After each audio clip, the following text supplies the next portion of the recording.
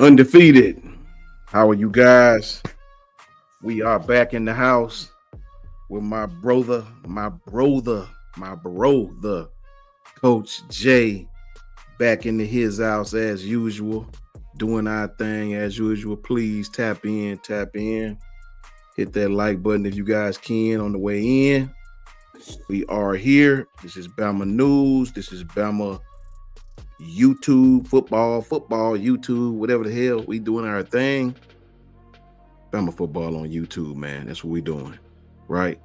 Everybody tap in. You get a chance. Please hit the like button on your way in, please. What's going on with you, Coach Jay? How you feeling? How you doing, man? Nah, nothing much, man. Like I told you backstage, dog. I'm just working on some backyard, some yard crap. It's that time of the year, man. It's that time of the year. It's gonna get hot. It's gonna get mud. It's gonna get muggy. So Yeah. I'm just working on the yard, getting that all situated, stuff like that going, man. And so, nah, I'm just chilling, man. Just chilling, just ready to go. Yeah, man. Got a couple things in the news today, man. What's up, Kyle Hirsch? How you doing? Bob Rutherford, how you doing, brother? How you guys doing? Herman R. Jesse, Matthew Newton, C. Bama. Roll Tide to you guys, man. Good to see you guys. Thank you for tapping in. Mickey Pate, what's up with you, brother? How you doing, Mickey? Good to see you, boy. Good to see you, man. Please hit that like button if you guys can so we can run this video up. A couple things going on today, Coach J, man. I guess starting off, and I'm gonna let you. I don't know if you've been on top of that. I'm pretty sure you have. I'm not really on top of the basketball like that. The big get we got with my man from Rutgers. What do you think about that? And who is this guy? Explain to the people and me too what the hoopla is about this guy. Yeah. So Clifford, and I'm gonna do my best to see if we can get it right. But Clifford, Omoruyi. You know what? I'm just gonna call him Clifford Omo. Clifford Omo. That's what we call him. I'm calling him Clifford Omo so I can get that pronunciation right. But yeah, for the most part, you're talking about a person that he averaged, I think, over 2 blocks per, almost 3 blocks per game. I think around 2.9 blocks per game. Averaged around a little over 7 rebounds and over 8 points and a little over 8 points per game. He's one of the best rim protectors in the country, and this is what Alabama has been needing for a long time. They needed a rim protector, and so if you look at Alabama's roster, I mean, they have scores, they have guards on guards on guards on all pretty much all day. There's a great chance that Mark Sears could come back if and that's assuming that his draft stock is gonna plummet and it's not gonna meet up to expectations, and so he still has that eligibility clause right in there, so he can come back to Alabama if he wants to.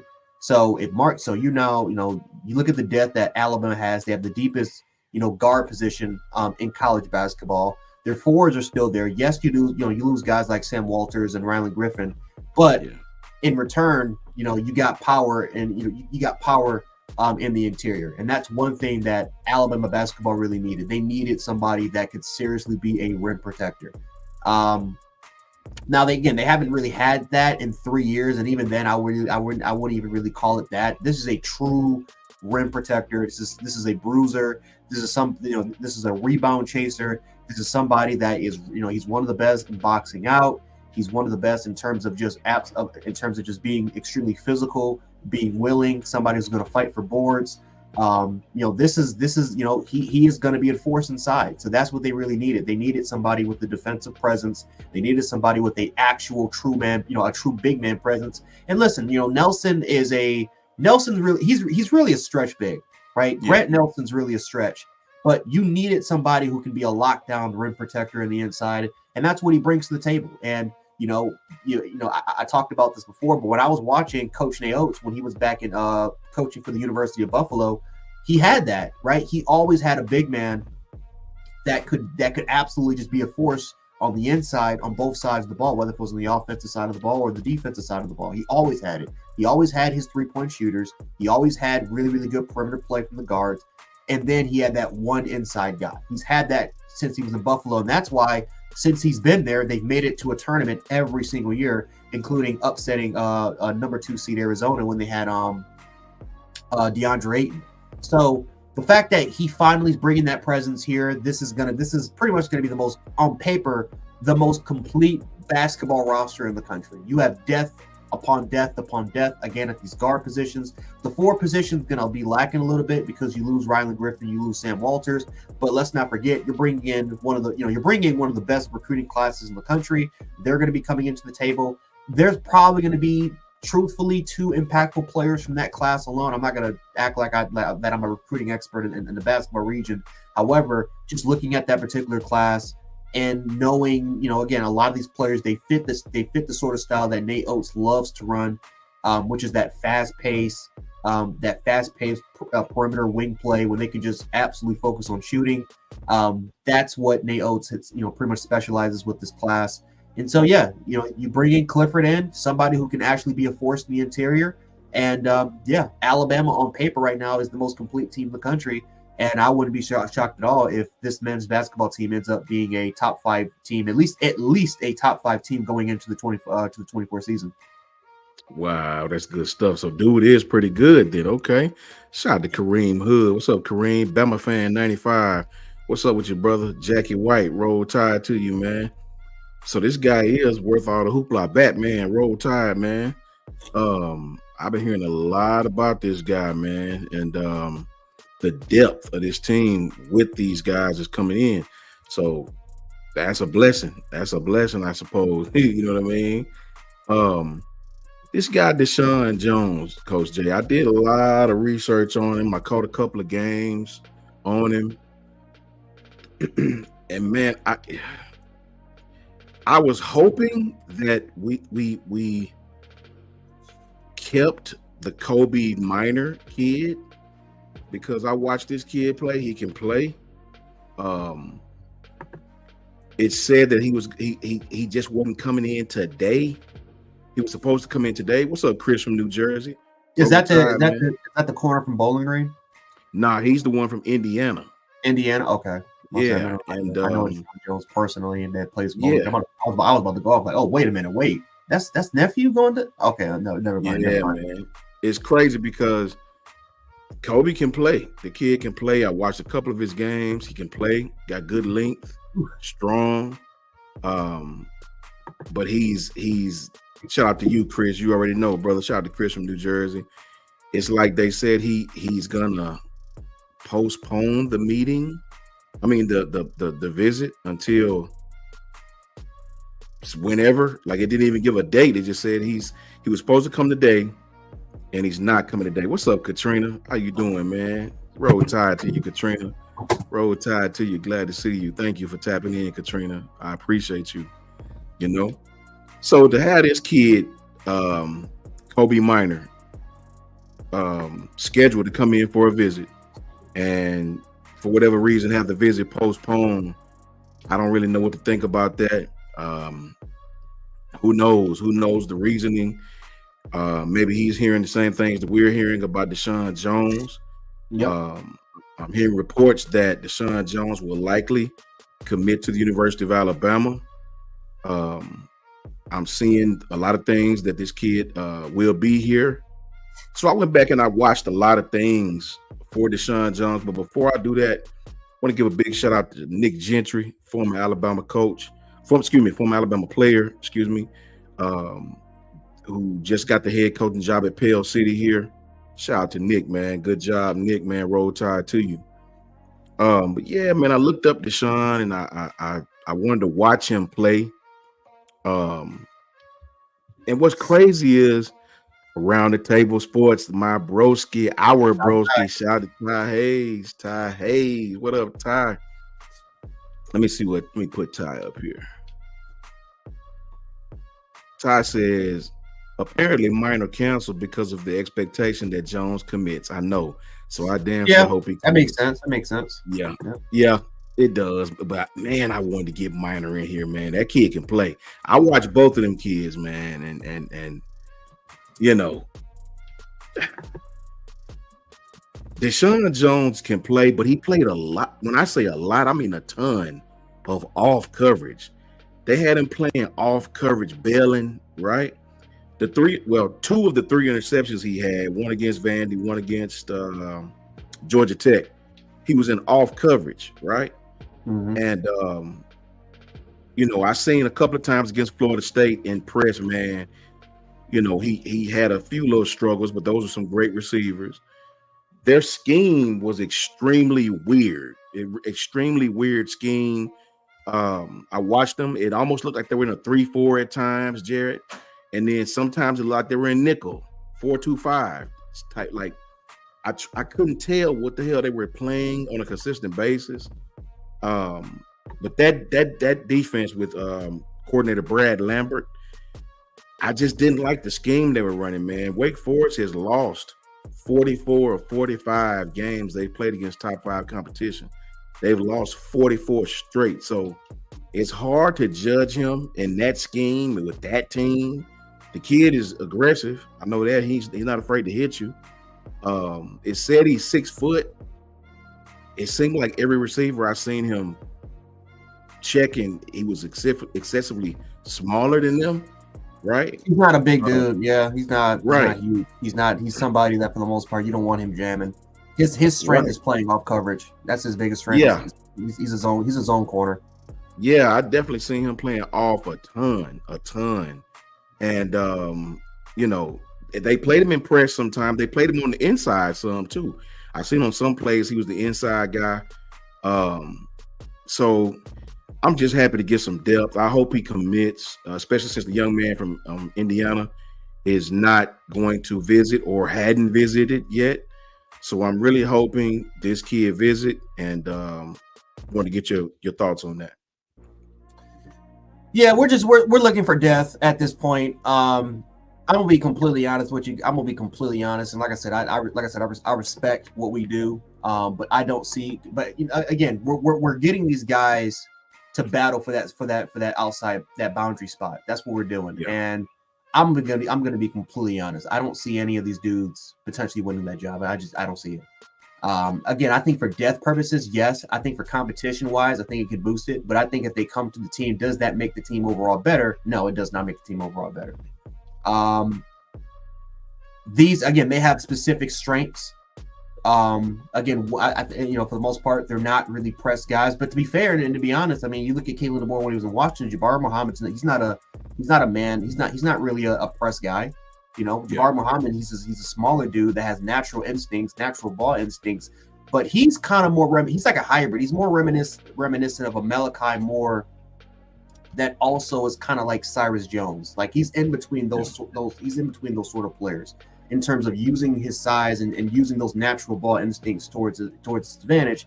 But obviously, he's on the smaller side. He's not as, again, he tries to play big, but he's not really big. That's what I kind of see with these guys. So, but I'm going to be completely honest. Do I see starting quality? Do I see this team making the team a big difference? I don't see this. I don't see them making a huge difference besides maybe adding more competition to it, maybe pushing some of these guys to do it. But I think right now we are trending in a direction where, yes, these young guys don't have they might not have a choice but to play. I think we're really heading in towards that direction the more and more these days have gone by.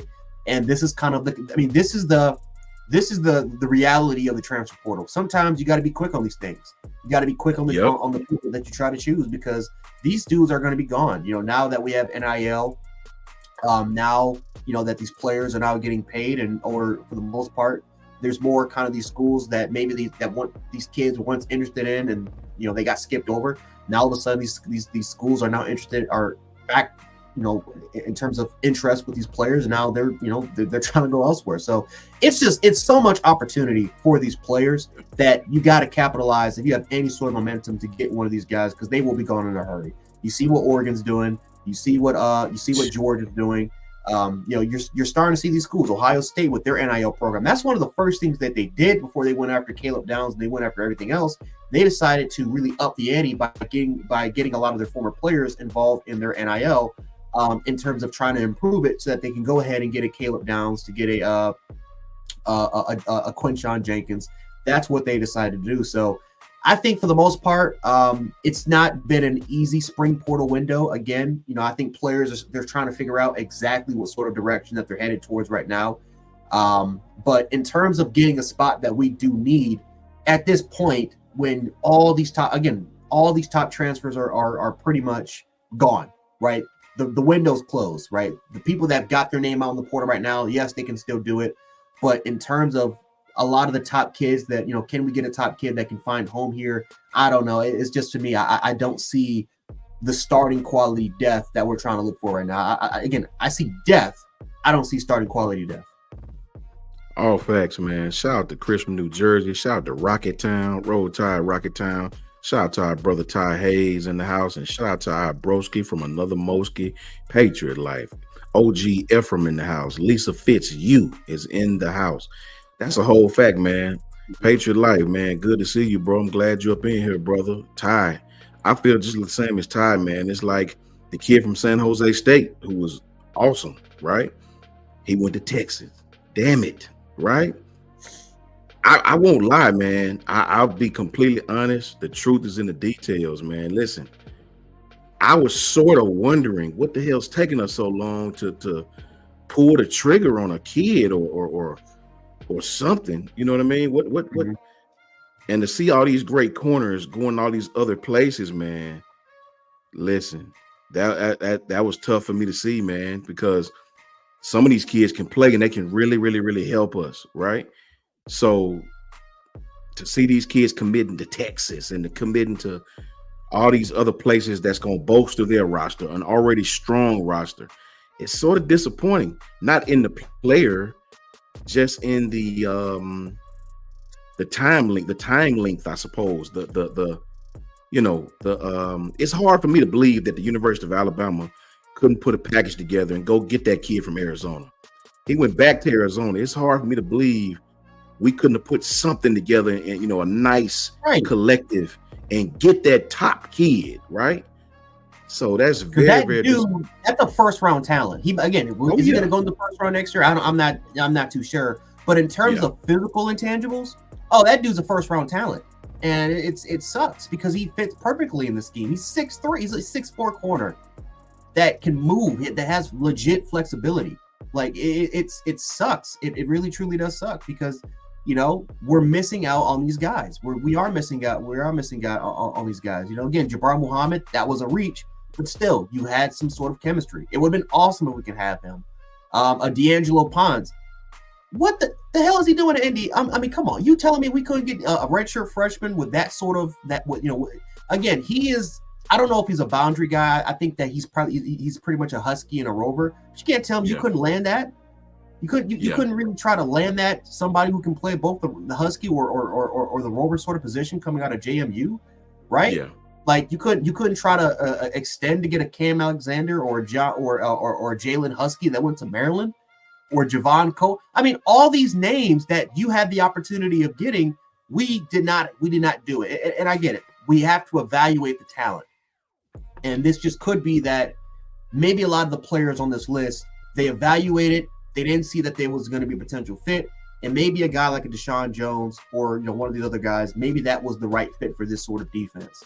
But it's hard to just imagine that they say, you know what, Tarko falls in the transfer portal. Jabbar Muhammad at the time was in the transfer portal, and we had no interest in these players at all whatsoever, and we decided to target some of these names. So I don't know. It is what it is. But yeah, I agree with you, Sean. It is shocking that we decided to not really go full force or full press mode and really start to target a position that honestly, quite frankly, we're lacking in depth in. So we'll see. It's crazy, brother. I got like 4 people texting me saying they can't find the live. What they talking about? We can't find the live. Kyle live. Yeah, he said they didn't get a notification. They can't find the live. I don't know. It just sucks, man. I mean, and again, I'm not coming down on the kid because this kid can play. It's kind of like Lisa Fitz, you said, LSU wanted him. I mean, the kid can play. I think what we're saying is it's a couple of kids in the portal that we know for a fact would have started. Yes, that would have provided starting experience that we didn't even. I don't know if we just didn't attempt it or we just. I don't know. I really don't know what the logic is. Shout out to Davin Jones. What's up, Davin? How you doing, brother? Thank you for tapping in. Roll Tide to you. I don't know, man, Jay. I don't know. I'm not really sure what it is. I also seen that the Vandermark kid, the offensive lineman, was a possibility. to Geno Vandermark, like Batman said right here. Another kid that I think would just come in and provide depth. Yep. I'm not quite sure. I know this kid was not going to start at guard, but we do need depth just in case of injuries. Yeah, he's more of a swing tackle. Yeah, I can see him. He's okay. more of a swing type of guy. I mean, he's like I think a perfect comparison. He's like a Ryan Bates, where he can play, where he's very versatile. He can play center, he can play guard, can play tackle. Pretty much more of a swing tackle. But yeah, he's added depth just in case of emergency situations. But no, I agree with you. He's pretty much more of a natural guard that has the ability to play all three of the positions. Right. It's crazy, man. Me personally, I'm just exceptionally ready to get the season going because I got like a small bad taste in my mouth from all of this. I'm ready to get these kids in here and get going. The young kid, Deshawn, there was some people hitting me on Twitter asking about this. What's up, Sean Taylor? What's up, Shelby Brown? Roll Tide to you. Roll Tide to Caitlin Engel. Sis is in here. What's up, Caitlin? How you doing? Good to see you, sweetie. It's when I look at the young man, he's playing press, it's like playing that style on a consistent basis, it put a lot of strain on the DBs. You know what I mean? It to break downhill on short passes, man, while also trying to maintain depth and not get beat deep. Certain offenses that's got good quarterbacks can exploit you playing that by throwing underneath, as we know. But the kid can actually play. He can play. That's the truth. I want to get somebody in here to create some competition. We need corners very badly. Like, I don't know if I've ever seen Alabama with this less scholarship corners, right? I hadn't seen us with this amount of less scholarship corners, man, since Coach Saban first got here. Xavier Brown, Jalen Mbakwe, Damani Jackson, Xavier Mincy, and most of those guys are freshmen. Jaleel Hurley. After that, I don't know who else is at corner. You don't have the experience, and that's the issue. You got talent, you just don't got the experience, and now you're trying to learn a brand new scheme that none of these players have. It's concerning. It is very, very concerning because you look at that spring game, and I know you brought this point up, but there were things that Jeremy Bernard did in that game that were just basic. It was basic. But it works. But it works at the collegiate level because a lot of these kids they're not used to going against these athletes on a daily basis. They're not used to going against these guys in an actual game-like situation to a point where all you're simply doing is that you're getting sucked in. You're getting sucked in, and Jeremy Bernard's going to get free. It's basic, and so I don't know. It is. I'm not going to lie to you. It is starting to be a little concerning. Because we see what happened with Caleb Downs, with the talent that Caleb Downs was, and we saw how they just sucked him inside. They baited him inside. They went over the top, and it was easy peasy. Instead of just and of course Caleb Downs, he learned from that mistake. It wasn't the first and the last time that he made that mistake. He did it twice against UCF. UCF was just they were just a poor team. But if you actually go back, he did it. He did it against South Florida. But he corrected that mistake. He fixed it the next following week, and he didn't really make too many mistakes after that. But experience matters. And this is why I keep saying, guys, we're going against teams like Georgia, when we're going against teams like Tennessee, but we're going against these offenses that have kind of these more, kind of sophisticated or complex offenses that can really throw you off. Like, again, Mike Bobo, is he he's not, and I keep forgetting, he's the Baltimore Ravens offense coordinator. He's not a Tom Munkin, right? But Mike Bobo's not a Tom Munkin, but they're still using that offensive philosophy towards their offense, which still Georgia had one of the best passing offenses in the country. We all know how Tennessee is. Instead of really splitting you out wide, we saw the effects of how efficient that offense could be. And Nico is a much better passer than Joe Milton is. He's much more accurate and much more precise with his timing compared to a Joe Milton. That offense is going to be a lot better compared to it was last year. Right? When you're, Texas, we all know what Texas can do with Steve Sarkisian. Oklahoma, listen, Oklahoma's passing offense with Jackson Darnold, I'm telling you, it's going to take off. Yep. That offense is not easy to stop, ladies and gentlemen. It is not easy to stop. And so, when you're going against these sort of offenses, Lane Kiffin, we all know what Lane Kiffin can do. When you're going against these sort of offenses, when you have limited reps, when you have freshmen that just don't really have the experience, or redshirt freshmen that don't have the experience, you're going to get sometimes you're going to get caught. You're going to get a bad experience. Then you're making that transition to a defensive scheme that that you have to try to learn again. So I don't know. It's just I'm a little too surprised that we didn't really get the full press. I understand that maybe we don't want to really go all in because this is year one of the Kalen DeBoer era. But you're talking about we're now in an era now where you simply, again, you don't have to wait and develop. You can simply go out and get the talent yourself that's already been developed, then kind of bring them in here and try to really learn the simplicity of the scheme. But it is what it is at this point. Coach Sean, you know how I feel. I think there's a plan in place to a point where I think they're going to develop the younger talent, and that's just the way it is. This team will take the effects, but I don't know. We'll see. We'll just see. Yeah, that's a whole fact, man. That's a whole fact. Shout out to C Bama. What's up, Bama? C Bama, how you doing, man? Darius Fontaine. What up, Darius? How you doing, brother? Matthew Newton is in the house, man. Adam Lamparello is in the house. What's going on with you, Adam? How you doing, brother? Bama fan 95, man, up in here. Listen, JB, what's up? This is JB. How you doing, man? Roll Tide to you, man. I agree. I personally think that at this stage, they're probably going to go with the younger kids, and we just going to take our lumps and see what happens. Anthony Harris, Roll Tide, man. Good to see you, Anthony. Appreciate you, brother. Hit that like button if you guys can on your way in. Going into fall camp, man, it's going to be crazy because these younger kids are going to have to ball out. They're going to have to ball out. They're going to have to beat it. You know what I mean? I don't quite know what the hell is going to happen. And Ty, if you out there, brother, come on through, man. Come on through, Ty, if you out there, bro. If you can hear me, if you're still there. I don't want to be negative, bro. I don't want to be negative. I'm not gonna be negative, but I'll say this, brother. If I'm keeping it real, if I'm gonna give it to you straight, never late. Larry Lodge, what's up, Larry? How you doing, brother? Roll Tide to my partner, Larry Lodge, Mr. B205, Brenda Lucas, what's up with you? You know what I mean? I'm concerned, man. I'm concerned. I'm not gonna sit there and tell you a lie. When I look at what Oregon is bringing in through the transfer portal, when I look at what Texas is bringing in through the transfer portal, it's kind of what you just said, Coach Jay.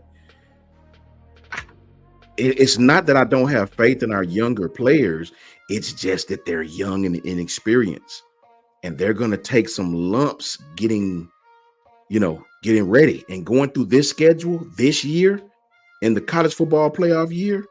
Man, on the road at Oklahoma, on the road at Tennessee, on the road at LSU, on the road at Wisconsin. Man, listen, baptism by fire, if that's the best way to put it. These corners are going to, if we go with the young guys, listen, they're going to put their big boy shoes on by week 3 very quickly. Shout out to Lance Hunter. What's up, Lance? That gives 4 experience. Yeah, but see, Saban more plays safety, bro. I'm talking about cornerback. Right. Cornerback, Lance. We understand safety. We talking about out there on the boundary and out there on the field side. Randall Green setting it off. What's up, Randall? How you doing, Randall Green? $5 super chat. Thank you, Randall. We appreciate you for that, man. Coach Sean and Jay. Been keeping up real and secondary, and I appreciate it. Roll MF and Tide. Yes, sir. Yes, sir, Randall. Thank you. That go for me and Coach Jay, man. We appreciate you, man. Thank you so much. I do, Coach Jay. I have a concern, man. I have a concern because I have all the faith in the world in Xavier Brown, who's going to eventually. Xavier Brown will be an All-American at Alabama. I guarantee you. He is just as talented as Kool-Aid, as Terrion was in their freshman year, if not more, right? This kid's a true corner. But the experience, man, what I always say, the experience is finite. It's not the talent. It's the experience in playing in the game. Just like Coach Jay said just a second ago. You see, they ran a basic mesh route against him. He got caught up in the wash. That's an old trick. That's an old trick you do to young corners, right? Who don't understand. He's steady trying to stick to him. Get caught in. You get caught in. Yes. And if you don't think Josh Heupel will go after that, if you don't think some of these offensive guys that we have that we're going to play on the road will go after that, Brian Kelly's a great coach. He'll go after that. So we definitely got to I don't know, Coach Jay, man. I don't know which way to go. And what do you think about the future? What do you think the future holds at that position? Well, you know what's about to happen. Well, I have a good feeling what's about to happen. Some of these safeties are going to make that transition, and it's probably going to be Red Morgan. I think Red Morgan. I think they're going to try him out of corner. Me personally, since he kind of came in with that sort of experience. Again, I don't think Keon Sapp. I think is settled. I think he's going to be a starter. We'll see what happens with Malachi Moore. Honestly, I think with Malachi Moore, I would like for him to play in more inside instead of the position that he's at right now. I don't like that for him. He's more of an inside guy. He's one of the best tacklers on his team. I don't like him playing that high. But you're going to have to move one of these safeties over to corner. You're going to have to try them out for depth purposes, because one of the things that we're not even considering is what if they get hurt?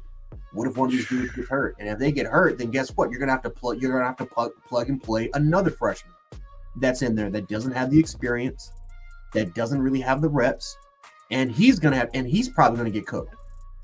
So it's just one of those situations where it's kind of like, yeah, we're probably going to have to take our lumps, but I don't like it. I don't think that this is a great situation for us to get lumped into it. But at the same time, and I keep saying this, if this was any year for you to get an opportunity to really take your lumps at a certain position, this is the year to do it now. Especially with the college football playoffs being 12 teams, especially with the fact that you don't even need to win the SC championship game. You don't even need to go undefeated. You just need to go. You for the conference that we're in, you just got to go 10-2. You go 10-2, you're in the college football playoffs.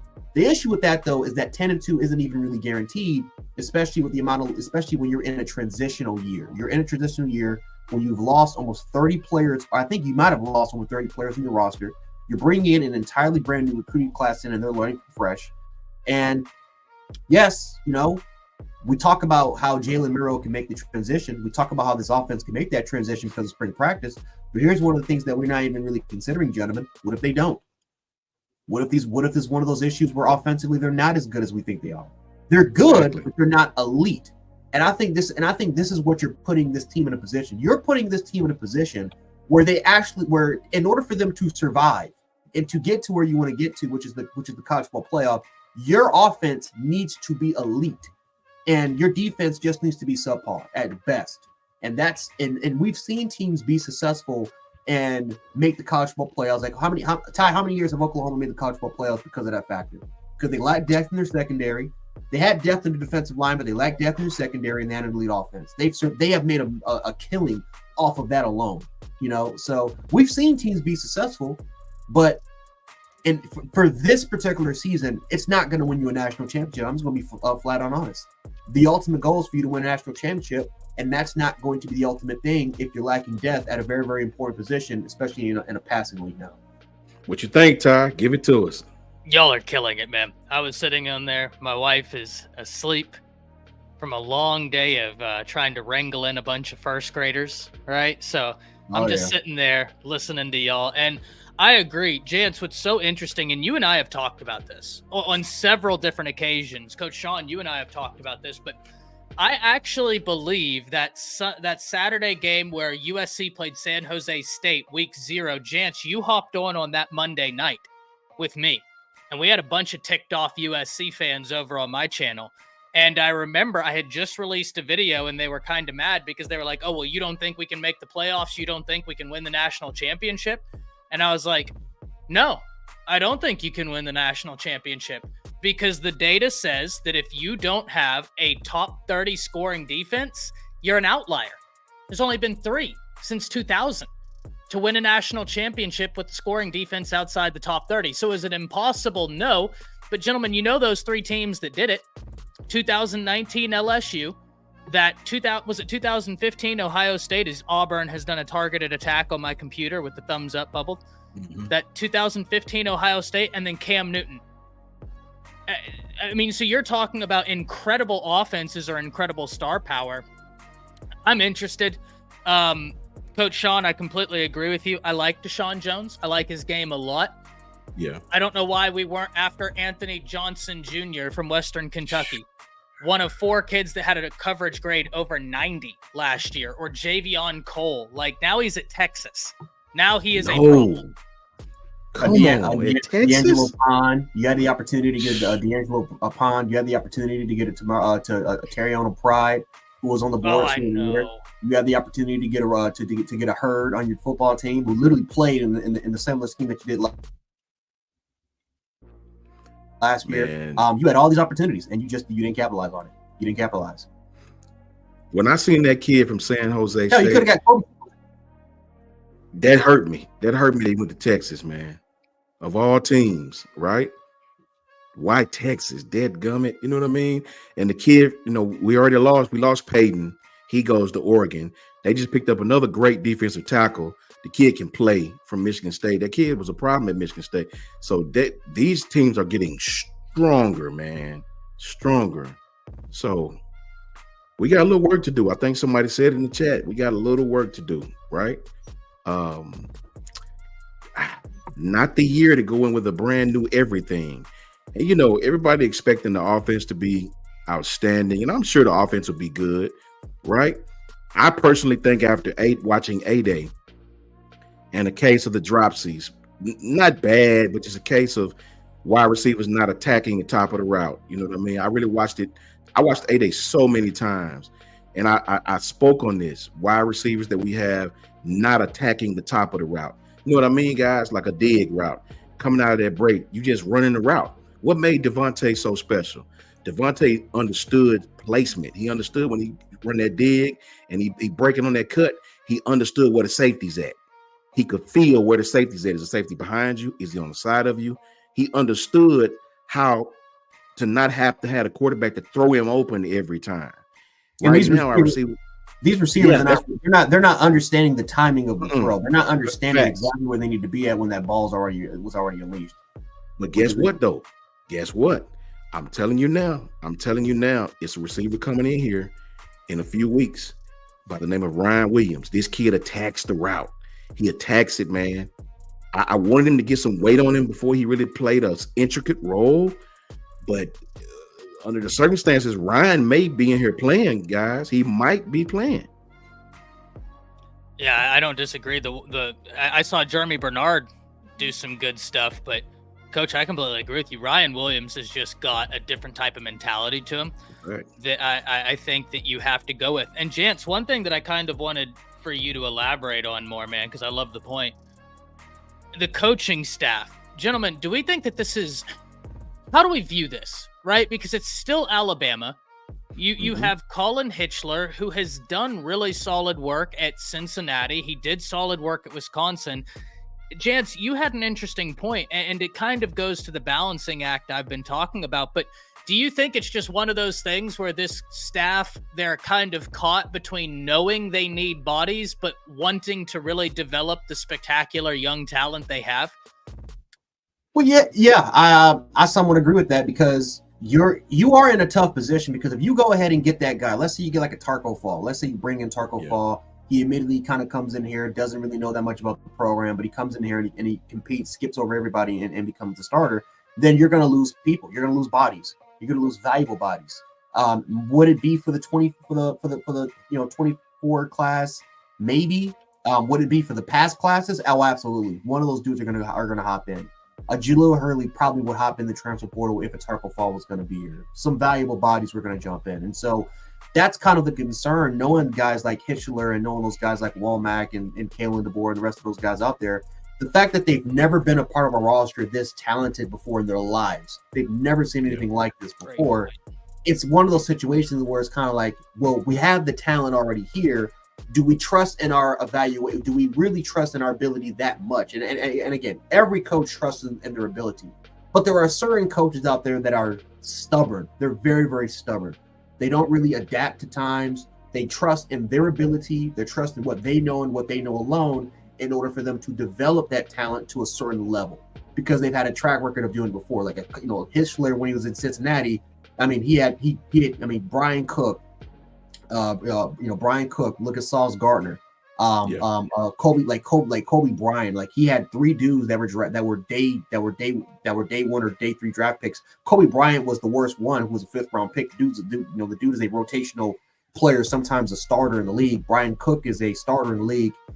Sauce Gardner is arguably the best corner in the game right now. So you look at his, you look at what he was able to do in the hell. I mean, you look at Pons, what he was able to do in Wisconsin, how he was kind of, able to develop that talent.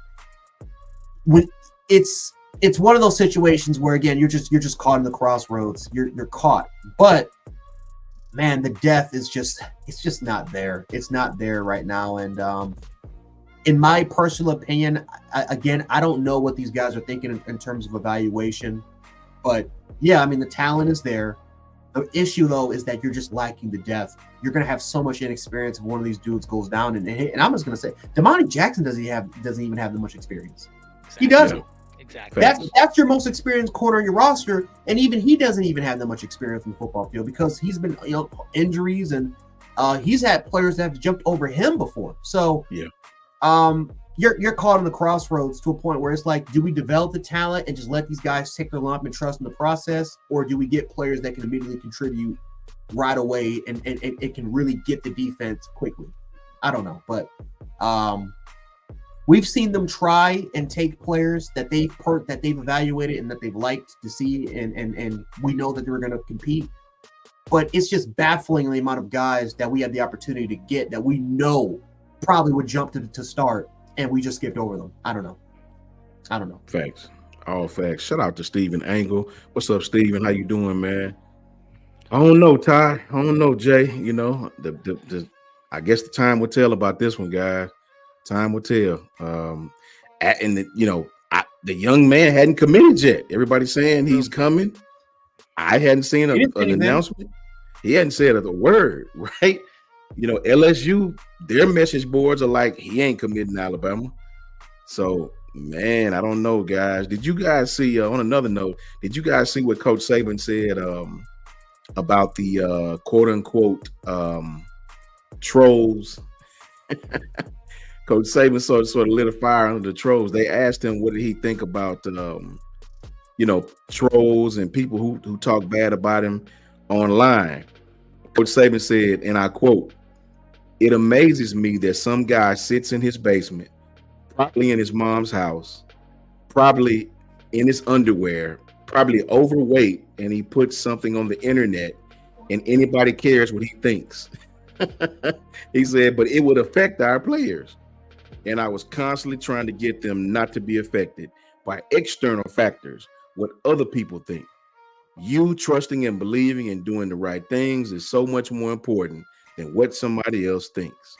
So that was one of the most challenging things, to not let external factors of what you've heard me use the term rat poison affect you and how you go about doing your work. I was like, all facts. But that's the biggest transition for Coach Saban in this day and age. Kids read social media. Hell, kids are social media. What do you think, Ty? Yeah, 100%. I think that's 100% correct. And Saban's talked about that before. And gentlemen, I got a question for you, both of you. Do you think that it's a product of the transfer portal that makes it hard to get depth when you have 5-star guys like a Zabian Brown, a Jalen Mbakwe, a Zay Mincy, do you think that it's a product of the transfer portal? Or I'm just trying to arrive at what's the reasoning that Alabama didn't get an Ed Woods? What's the reasoning that Jones hasn't committed, or Kobe Minor? Do y'all think that it's just one of those things where it's like, okay, I know I could go start somewhere else, but at Alabama, like, there's no guarantee that game 4 Zay Mincy doesn't take my job, or Jalen Mbakwe, or Zay. What are we thinking is the ultimate reason here? Because I've always been of the mindset that depth could be hard to get in the transfer portal unless you're going and getting a Cam Howard, someone who's so young, someone who probably expects to be developed. What's y'all's thoughts on that? Because it's fascinating to me. Go ahead, Coach Jay. Oh, there you go. Me personally, I don't think we've attacked the transfer portal hard enough. I don't think we've how should I put this? I don't think we've really went out and put and really try to pull a full press on these guys at all. I think we trust the talent that we have. I think we're willing to say, you know what, this is year one. We're not going to go all in because that's a Mike Norvell situation. That's what, for the most part, that's for programs that are trying to really establish themselves. Maybe they don't. Maybe the culture really isn't really there yet, or maybe again you love the roster that you have right now and you want to go all in because you believe because you believe that the roster is this close to potentially becoming a national championship contender, but you're just missing a few things. And so you look at Mike Norvell when he was Florida State, he went all in. Yeah. Of course, you don't want to, Miami's one of the worst examples because the first year they went in on everybody. They got Derek King.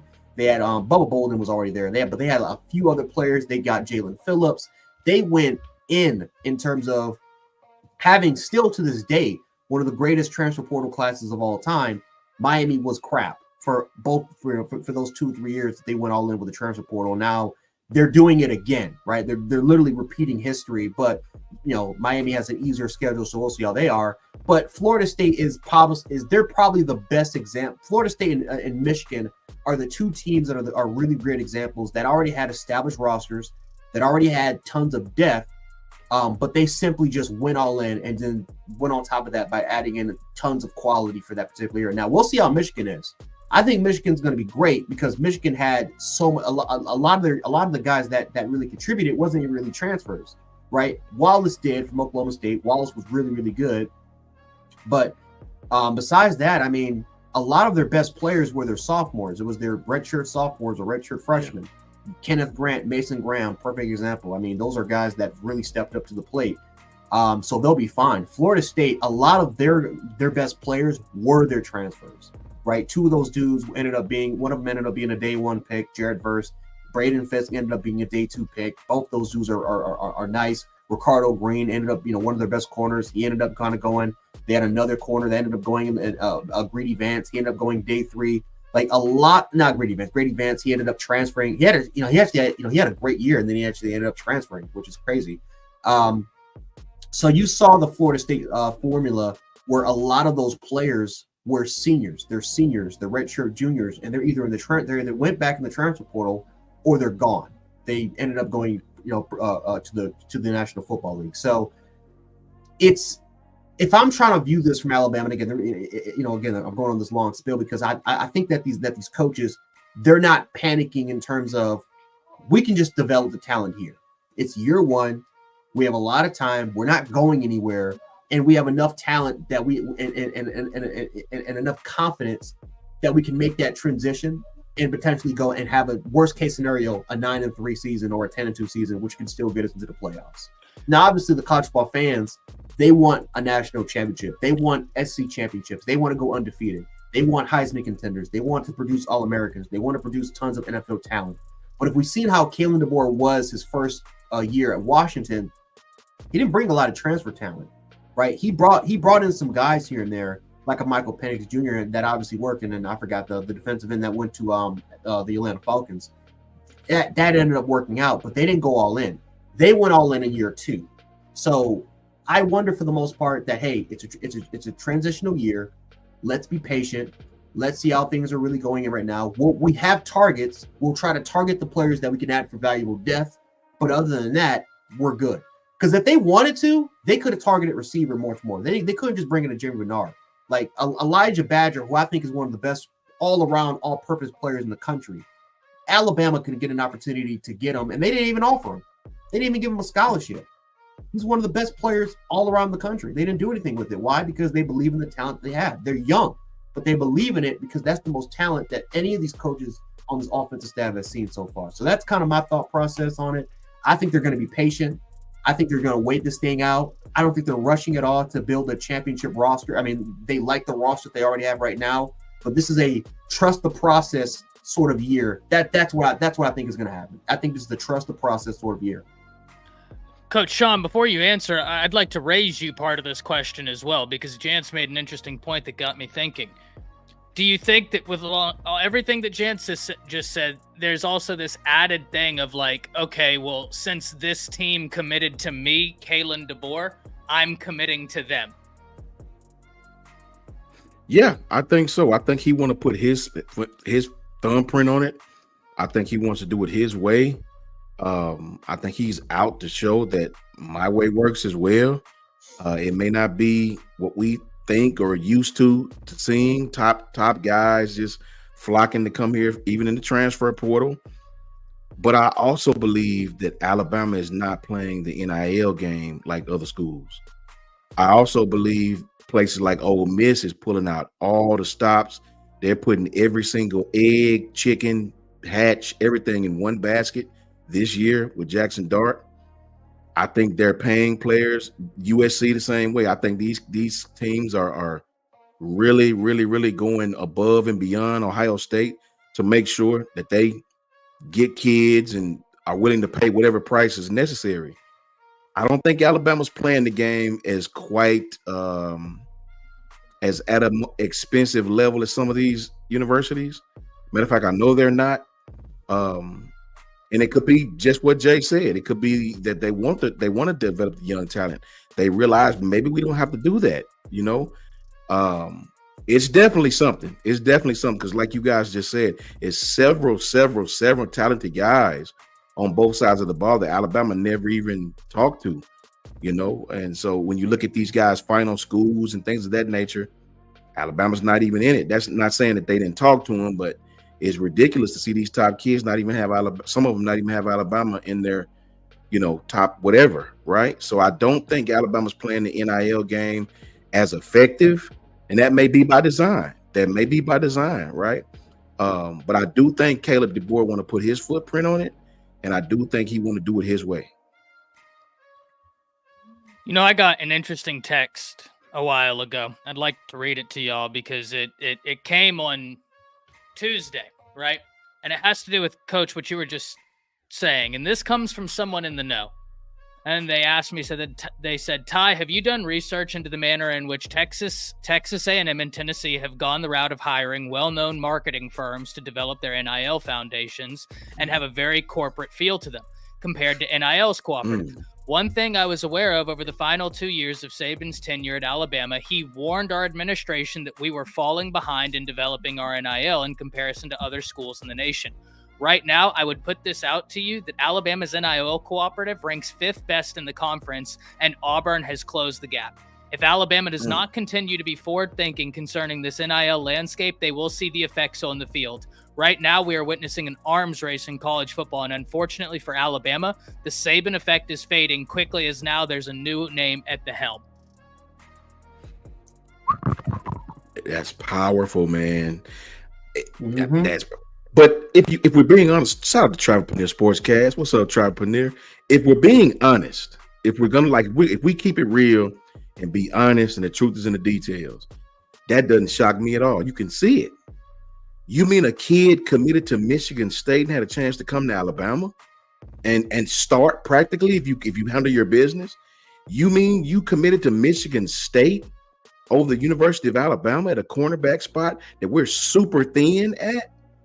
You better believe Alabama better step the NIL game up. It's a reason Ole Miss is a major player. It's a reason, outside of the fact that Texas has all the money in the world, that Texas is an ass on this NIL trail, on this recruiting trail. We better step it up, brothers. We better step it up, and that's a whole fact, Ty. James, what's your thoughts? Listen, I'm just gonna say this. There's a reason why Joey Chestnut was doing a hot dog eating contest, or a glizzy hot dog eating contest. There's a reason why that happened, guys. Ole Miss, they are starting to become a marketing machine, and they're doing it for one reason and one reason only. They're not just talking to the players; they're talking to any sort of anybody that wants to be partnered with them. They want to look at anybody that wants to be that wants to be in business with the university, that wants to set up NIL sort of corporations, whatever they want to do. But they're setting it up perfectly. And you know what? I can't believe I'm just going to say this. I can't wait for the 4th of July. I truly can't. I can't wait. I'm waking up fresh in the morning, and I want to see Joey Chestnut. I want to see if he's going to rock an Ole Miss shirt. I want to see if he's going to rock any sort of Ole Miss apparel or nothing. I want to see it because guess what? You're bringing eyeballs. Because this is not the first time this has happened, guys. You know, this is not the first time this has happened. Who's the Ty? Who's the actor that's always on the Texas sidelines? Who's that? Matthew McConaughey. Matthew McConaughey. Matthew McConaughey is one of the biggest sponsors when it comes to Texas football. When it comes to what's the team? It's like Austin something. Isn't it Austin FC? The soccer team down there? Yeah.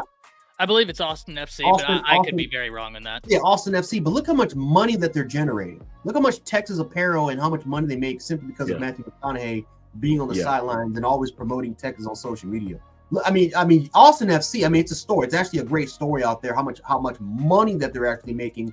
How they went from being a low tier U.S. a low tier soccer team to now potentially being promoted to being an MLS squad. Which again, a lot of people don't know how hard that actually is to doing. That's really really hard when you're competing. Especially with so much crap that's going against them.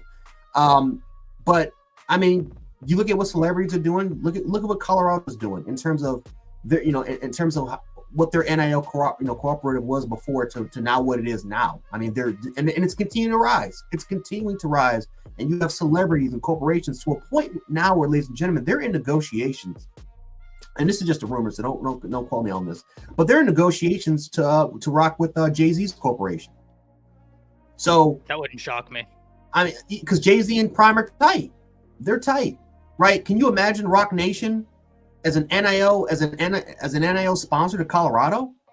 I mean, I mean, they have one of the best agencies when it comes to professional athletes. They have one of the best. I mean, that's $1 billion corporation. That's right. That's right there on the palm of your head. We all know what Oregon's doing. We all know why Oregon's getting these recruits. Yeah. Look who's your guy. You got Phil Knight. You have the man himself, right? You got Nike headquarters right in Eugene. So we got to step it up. Ohio State did. But right before they went after Caleb Downs, they went after Quinshon Jenkins and all these other athletes. What they do? They asked all these former Ohio State players that are NFL that are now in the NFL making millions. What happened? They combined all their money together to make this. I forgot what the foundation was, but they went and made that foundation specifically for NIL, and all of a sudden, Caleb Downs getting paid millions. Quinshon Jenkins getting paid.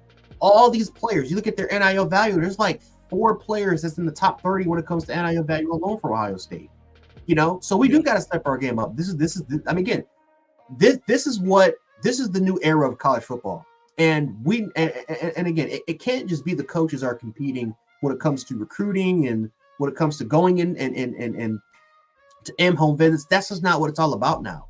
Now our athletic director, now all of a sudden it's an outside fight that's not involving our coaches. They have to win on that forefront because quite frankly, we are losing. We're losing, and we're going to continue to lose now that Texas and Oklahoma is going to be in. Ty, you know what Oklahoma's doing. You know Oklahoma doesn't play when it comes to their NIL cooperative. They don't play. We all know what Texas specifically does, especially with Lamborghini.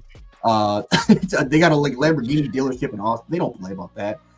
So we gotta step it up. We gotta step it up because we are losing right now. We are definitely losing. Gentlemen, I feel like we all might have some eligibility left. I feel like we could all, hit Texas up for the Lamborghini and then transfer to Bama in the winter time portal and take. They're building a Ferrari dealership in Austin, right? That doesn't surprise me. I mean, because listen, Austin is really interesting in that it's grown so much. It's an awful place to drive through. Yeah, Porsche's not in Austin, but the largest Porsche dealership is in Texas, not that far from Austin.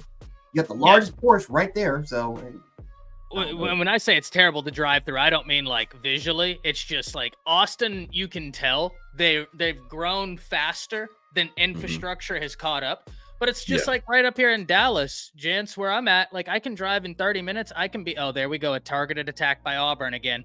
But in 30 minutes, I can be at Lamborghini of Dallas, Ferrari of Dallas, Bentley of Dallas, I can be at any of these major, and it's just the city affords a certain type of luxury. That's why I'm saying watch out for SMU wherever they go, right? Because y'all they play about how much money SMU's got. SMU has got money.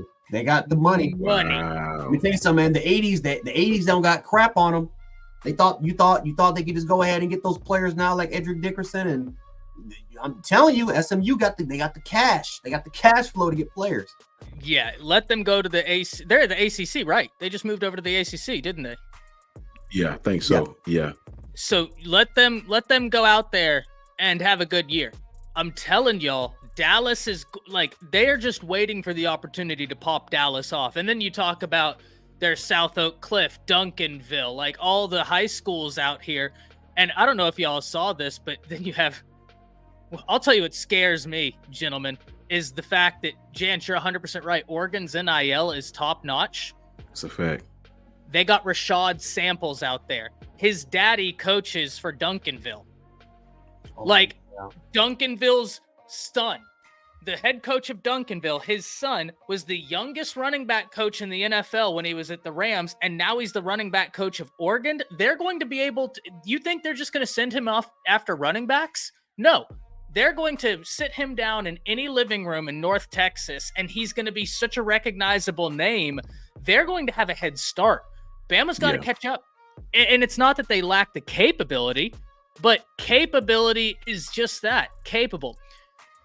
Coach, before I pass it to you, Coach Sean, there's one take. Y'all know how much I love Josh Pate, but there's one take I've always disagreed with Josh on. And that's when he said he felt like A&M was a top 3 job in college football because he was like, oh, well, it's just waiting for the right person to come in there and make it great. Mm-hmm. And my point to Josh, like, I've never gotten to talk to him about it, but like my point sitting here is there's a difference between capability and ability. One is passive, the other is active. Like, sure, you can have the capability all you want. We're all capable of doing something, but that doesn't mean we do it, right? Because it takes action to make an ability. So, Coach Sean, I'm interested in hearing your take on this. On Texas A&M? On just the whole front of like NIL, where Bama ranks catching up. Shout out to Andrea Bergenham. What's up, Andrea? Good to see you. Thank you for tapping in. Roll Tide to you. Rolling Tide 22.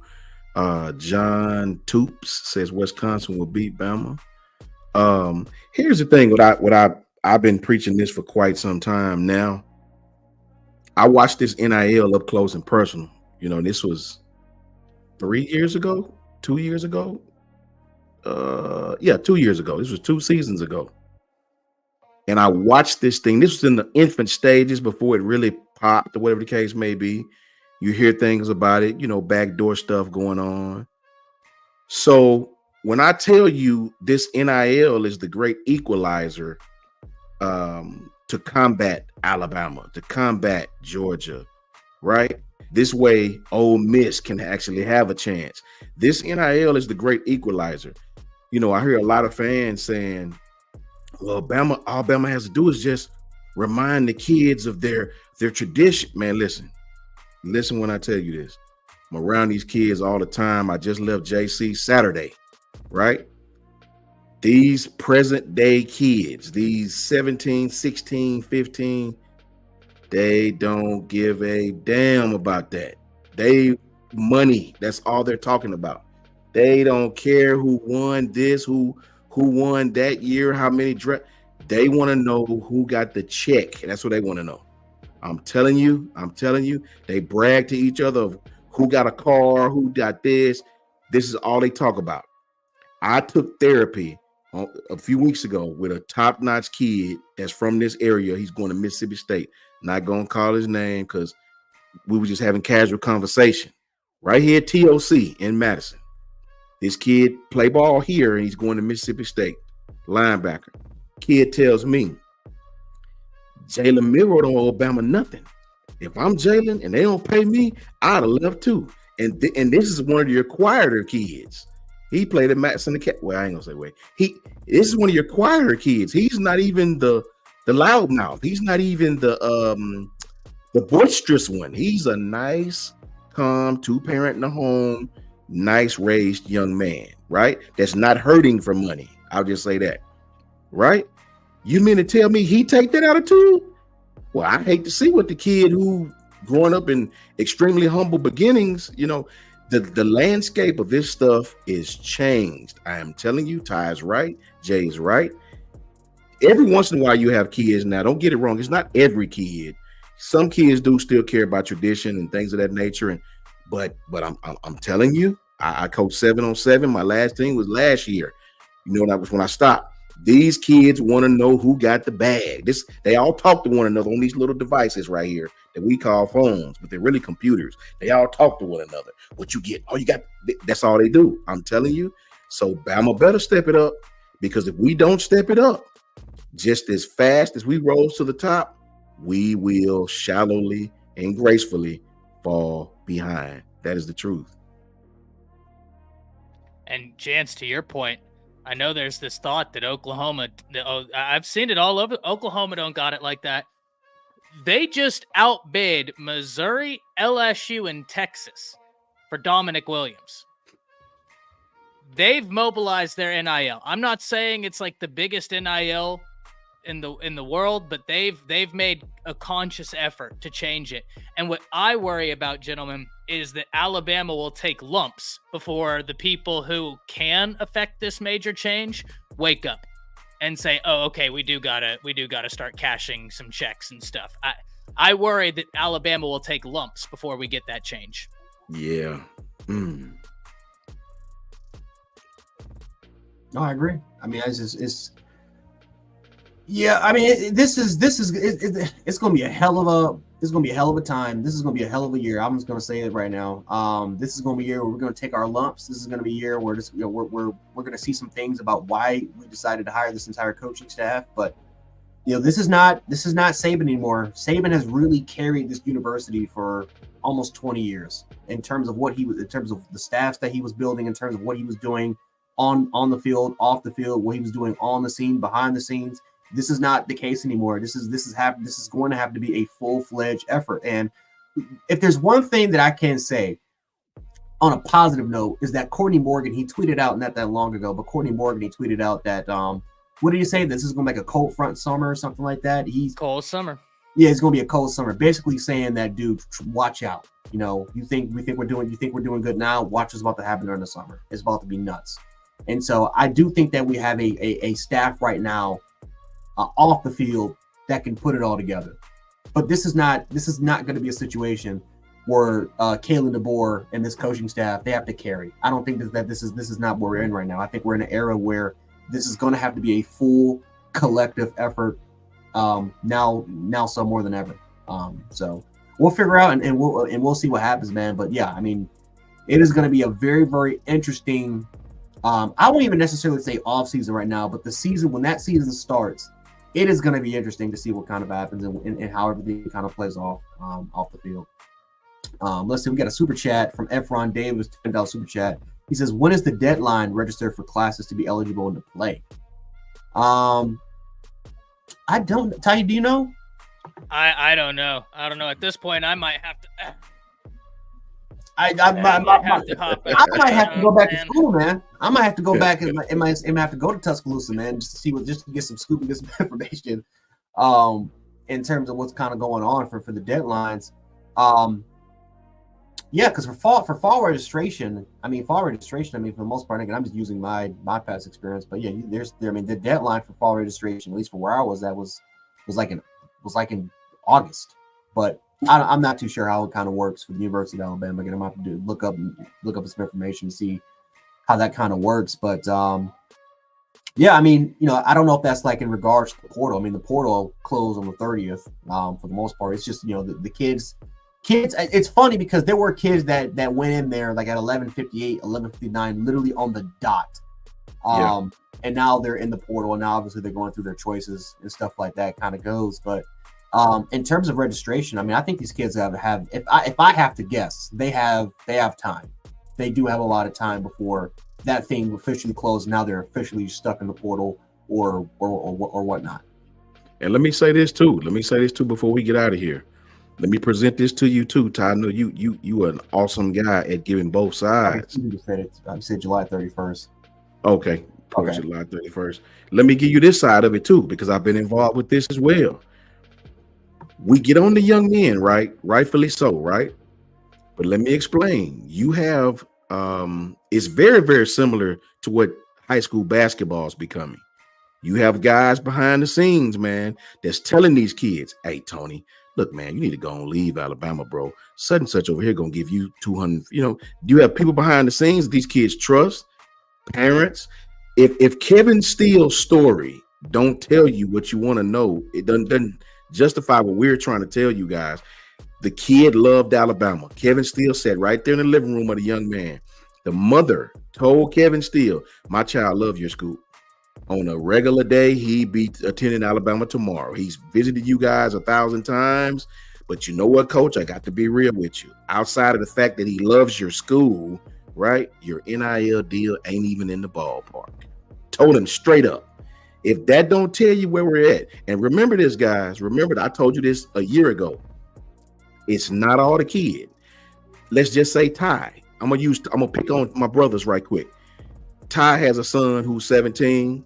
Jay has a son who's 17. Jay's son play linebacker. Ty's son play quarterback. They're both 4-star kids, right? One's from New York, one's from Texas, right? I'm a graduate of the University of Alabama. I don't even have to know Ty Jr. or Jared Jr., right? If they enroll at Alabama, for whatever the reason, this is the past. I can go get Ty Jr.'s face. I can go get Jared Jr.'s face, and I have a Winnebago service and put it on my billboard. Put their faces up there, Coach Sean's Winnebagos.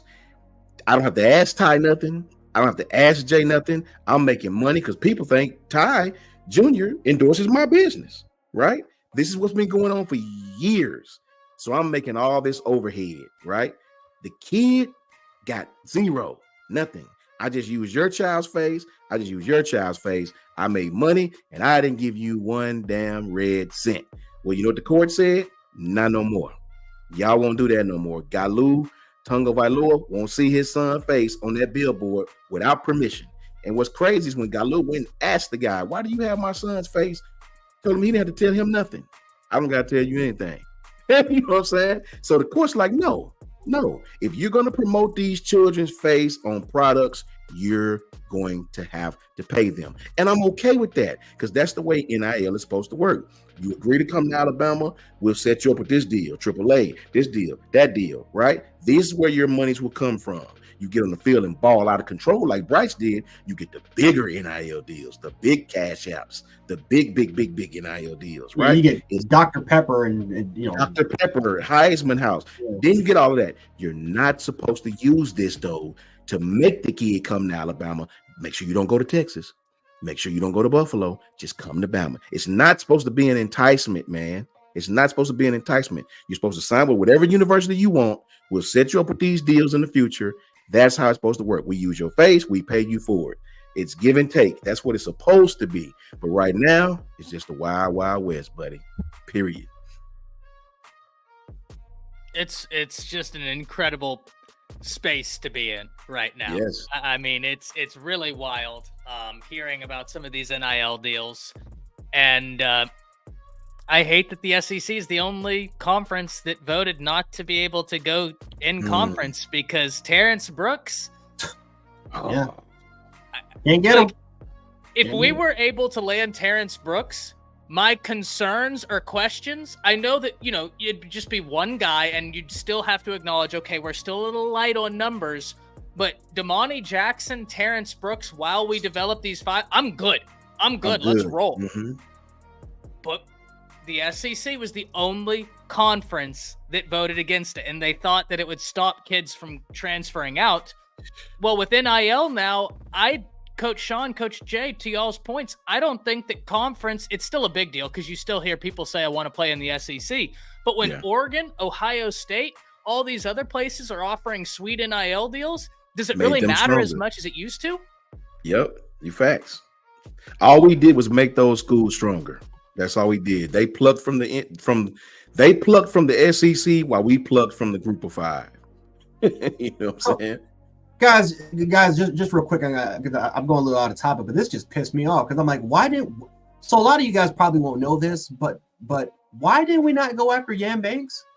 Why didn't we go after a corner who's 6'2", 200 pounds, has a 34-inch wingspan, who played under Kane Womack, and we didn't even offer him once?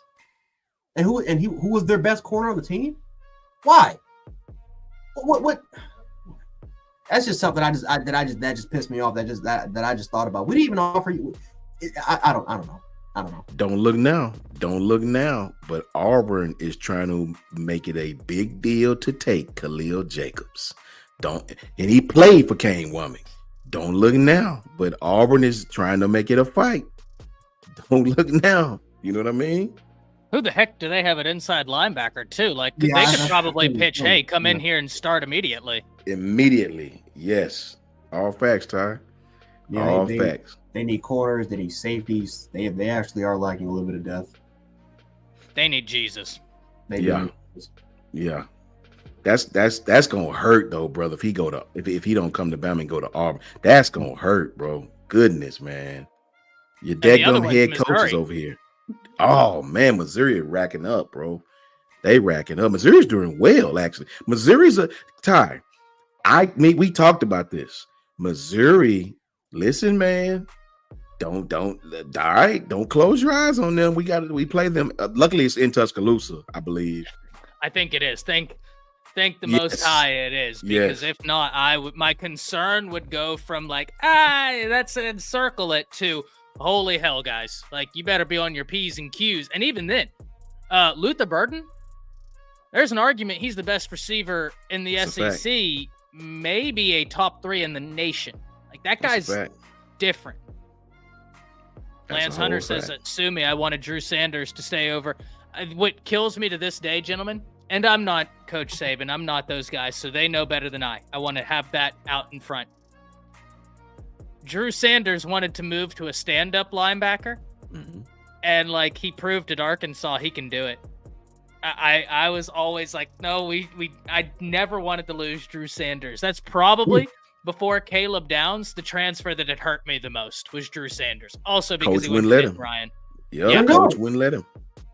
We wanted a raw edge rusher to play there, and he was an edge setter, but he wasn't a natural pass rusher. He's a stand-up linebacker, and we decided to put a stand-up raw prospect at edge rusher. We could have paired him up with Deontay Lawson. We could have we could have had one of the best pass rushing units, and we just didn't do it. We didn't want to do it. And especially because we already had Dallas Turner. Well, I mean, in that same class that Drew came in, you had Chris Braswell and Will Anderson. Like, we signed 3 5-star edge rushers in that class. Drew Sanders, Will Anderson, Chris Braswell. You were good. Yeah. You were good on the edge. And who was the edge rusher who it really hurt, but he got hurt early in the season? Chris Allen. And like, he was really starting to look like he was popping off. That first game against Missouri, he was really, I think he got hurt in that game, but Miami. Yeah, he like 2 sacks that game, and then he tore his ACL in the same game, like in the fourth quarter. Yeah, he was really like, he was looking like, oh my gosh, he's about to have a pop off season, and then boom, he gets hurt. Gosh, that Drew Sanders one. Right behind him was Drew Sanders, and then after when Drew Sanders went down, there was Dallas Turner. Yeah. All 3 made a dudes mistake on that one. They just would have played. Yeah, we made a mistake on that one, bro. I just say we should have kept Drew. When we played Arkansas, that cat was motivated, bro. He was all over the place, man. So I was like, we should have kept that cat. His dad had a statement or something saying he wanted to play inside linebacker. We wouldn't put him at inside linebacker, man. So I don't know, man. I don't know. It's just crazy right now, man. It's gonna be interesting, man. This is gonna be an extremely important summer and extremely important fall camp. Very, very, very important. And let me get on this last topic we didn't talk about real quick. Everybody I've heard Bama fans saying we're gonna smash Wisconsin. We're gonna beat them. Ty said, Kyle said we was favored by 7 points. Listen, me and Ty talked about this, Coach Jay. I am under the mindset, just me, because I have learned my lesson on road games that teams get a year to prepare. They have a great coach. My points were they have a great coach. Luke Fickell's a defensive guy. They will be ready to play. Now, I'm not saying Wisconsin is going to beat us, but I don't think we're going to walk into Madison, Wisconsin, and just beat that team up and down. They have a very good home field. I would put Madison, Wisconsin. Yeah, I would put Madison, Wisconsin in the top 10. Their home field advantage is that crowd is they start doing that jump around, man. It gets crazy in there, right? So I just don't want the Bama fans to get too overconfident. I think we should win the game. But that game could easily turn into a fight. Yeah. And I don't even know, here's the thing. It all depends on their quarterback situation. Right? Like, if their quarterback situation comes together, that could be a fight. Now, the game, Jance, I'm really interested in hearing your take about Wisconsin because Coach Sean and I already talked about this. But the other game that Coach Sean talked about that I want to get your take on, that I'm actually very excited we have early, is that USF game, because it's going to get our young defensive backs acclimated to that veer and shoot concept that Heupel and Nicholas Iamaleava are going to be trying to utilize against Alabama's defense. So talk to us, Jance, about not only Wisconsin, but about that USF game and the viability of that sort of preparation. Well, I think the Wisconsin. I'm actually first of all, I'm going to that Wisconsin game, so I can't wait to. Are you really? Oh, I'm going. Yeah, I'm not playing around. I've always wanted to go. I've always needed a reason to go to a Camp Randall game. I need to be a part of that jump around. Now I do. So, I'm going to that game. But the environment in Camp Randall, you're talking 80,000 strong. They have a phenomenal tradition. Now, Wisconsin, I will say this about Wisconsin, they're torn up, right? They lost a lot of some of their best players into the portal. You saw what happened with Colin Hischler, who was a part of, again, who came in with Luke Fickell for obvious reasons. He's now gone, right?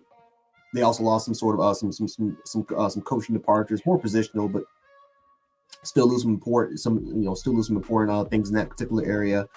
You lose Braden Allen. He ends up going to the New York Jets. He was their offense, and he got hurt. You saw what happened when he got hurt. They were never the same football team. So Wisconsin, they're trying to make that transition in terms of building a much more explosive offense, but also keeping that same dynamic defense they've kind of always sort of had. Wisconsin it's one of the most underrated states in terms of recruiting, especially if you look at the offensive line play. The Midwest, they've always done a great job in terms of recruiting, and they don't simply rely on the coach. They use other sort of factors in order to potentially get these players. That's why you look at 6'6", 6'8", 6'9" dudes that they always get on the offensive line. They actually ended up being 2 or 3 stars, and they developed 4 or 5 years later into to NFL draft picks. But it's interesting because of the portal, and you're starting to see a lot of their developmental guys that are 6'6", 6'7" dudes. They're now in the portal and they're not going elsewhere. So Wisconsin is one of those teams I'm gonna have to do more homework on them to see what sort of threat, what sort of players they're going to bring in from the portal, right? In terms of their developmental process, how is it kind of going there? They do lose a lot of the more impactful players either to the NFL draft or the portal, but I'm not ignoring that home crowd. I'm not ignoring that fact that you're going in there, most likely you're going in there in a very, very tough environment, and especially because this team's going to be young. Like, this is probably going to be one of the youngest Alabama teams that started in terms of their starting experience, possibly in the country. So when you're going in that place, in that environment, to a point where, I can guarantee you, because we already had a Wisconsin fan. He came in early that predicted Wisconsin was going to win the game. These fans are excited. These fans believe that we can lose that game. We don't have Nick Saban. We've lost over 30 players to the transfer portal, including some of our best players. We're young. We kind of lack the depth or starting experience at the cornerback position. We're making a transition. We're having a transitional offense and defense, and there's also this kind of stigma that Jalen Merrill can't grow and develop. So a lot of these fans and a lot of these teams, they're going to get overconfident. They're gonna smell blood in the water. So I'm not overlooking that Wisconsin game at all, and I'm not going to overlook South Florida. a South Florida team that almost did beat Bama last year. That Bama had one of the worst offensive performances against that same team. Now, of course, I think Bama's going to be at home this time, but that's a game that you can't overlook that game either. Especially I think that's 1 week. I think that's 1 week prior to Georgia, or I think that's Wisconsin.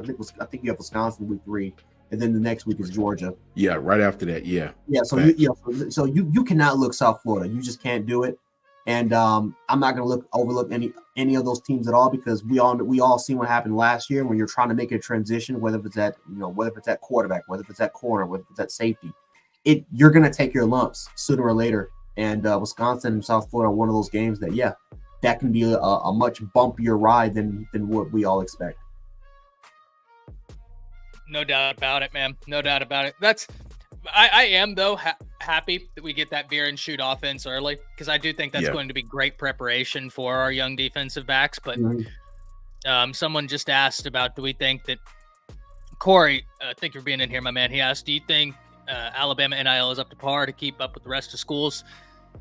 They have the capability to do it, Corey, but now it's about having the ability to turn capability into action, right? And to turn passive into active. Alabama can. But these boosters, they got to realize, man, they got to realize that the Saban discount ain't can't worry about Saban. Facts. Yeah. That's the perfect analogy, what you just said. The Saban discount. That's about the best analogy I've ever heard is what's going on. Facts. All facts. That moniker of Coach Saban, like what Ty is referring to, that helped a lot. It's Coach Saban. Okay, I'll take a little less. It's Coach Saban. Well, that's gone, to Ty's credit. Go ahead, Ty. No, Coach, you're 100% right. I know, I've heard, I shouldn't say I know, right? And you know how information can be. It's like that game telephone, right? You tell it the first time, and by the 15th time it's told, the catfish is 18 feet long. Facts. And had fangs like a saber-toothed tiger. So it's one of those. But I have heard that Bama was getting major discounts because of Saban. Yes, that's a whole fact. I can even imagine a Caleb Downs. I can imagine even a Caleb Downs who came to Alabama because of Nick Saban. I can imagine if Bama wasn't even on the market, what was his NIL? I mean, what teams were going to offer him potentially with their NIL? But they went. Yeah, you're right. They went there because of Saban. Now Saban's not there, and DeBoer's an established name. He's one of the best coaches in college, and these kids are like, okay, and you're not Nick Saban. What's your track record in terms of development? Yeah. You may be good for this year. Great. You were good. You had 10, 11 prospects. That's great. Well, can you do that consistently? Can you do that continuously? You got Michael Penix Jr. Who else did you develop? You got Braylon Tribe. Who else did you develop on the edge? Who else? You got besides that, a lot of your picks were day 3 picks. I don't want to be a day 3 pick. I want to be a day 1, day 2 pick. Give me my bag. And for the most part, I need you to show me that you can develop me into a first round prospect. Especially if I'm a 5-star guy and I'm hyped up to potentially being one of the top 32 players in the country that can end up going in the first round. Players and Coach Sean, you can definitely agree with me on this. It can be the nicest, most humblest kid out there. Kids, everyone on the top of their profession has an ego that they're the best or that they're one of the best out there, and they want to get paid like the best. Yep. It happens everywhere. Look at boxing. Boxing, perfect example. These fighters, they're not just going to fight for the sake of it. They want to get paid. Yeah, they want to take the Floyd Money Mayweather approach. Look at the UFC, what's going on. Just how you definitely noticed with UFC. Dana White, he's been taking a lot of pushback from these fighters because it's kind of like, well, pay me my money. Francis Ngannou left the UFC because he felt like he wasn't earning his keep. Football, basketball, it doesn't matter. Soccer, it doesn't matter what sport. These players want to get paid like they're the best. Any sort of profession that you're in, you feel like you're the best. You know that you're the best. You want to get paid like you're the best. Doesn't matter if you're a 3-star or 4-star, 2-star kid. Everyone has an ego. Everyone has a stubborn, selfish side about them, and they want to get theirs. And so this is the era that we're in now. That it's actually coming to fruition. It's no longer this. Okay, well, Saban's here, so I'm going to go here. Well, you went there, because again, would you have went there if NIL was around?